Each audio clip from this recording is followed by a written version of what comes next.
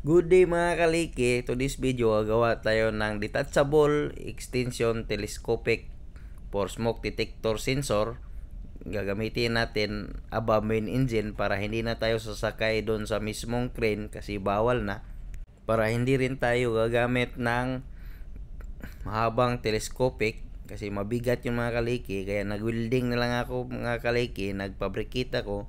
Ito yung pinopropose ko sa opisina mga kaliki para hindi natin mahirapan sa pagtesting. Gamit lang ang remote control na lang mga kaliki sa crane. Kaya ayan mga kaliki, winilding ko na gamit yung unitor. Dinadahan-dahan kong ina-assemble mga kaliki, very basic lang to mga kaliki na ginagawa ko, pero malaking tulong na to sa akin mga kaliki magtesting ng smoke detector above main engine.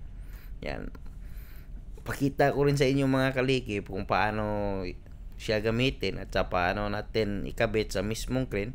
Yan na yung output mga kaliki. Yung ginagawa ko, very simple lang mga kaliki, pero malaking tulong yan. Yan mga kaliki, kunting baka lang. Yan, kitang kita nyo mga kaliki. Kahit hindi man maganda yung pagka-welding mga kaliki, proposal pa yan mga kaliki. Yan, tinisting ko na mga kaliki. Kita nyo, hihilain ko yan mga kaliki paakyat. Yung lubid lang yung mag-activate ng aerosol mga kaliki, at saka aangat doon sa mismong telescopic extension. Yan, tingnan mo.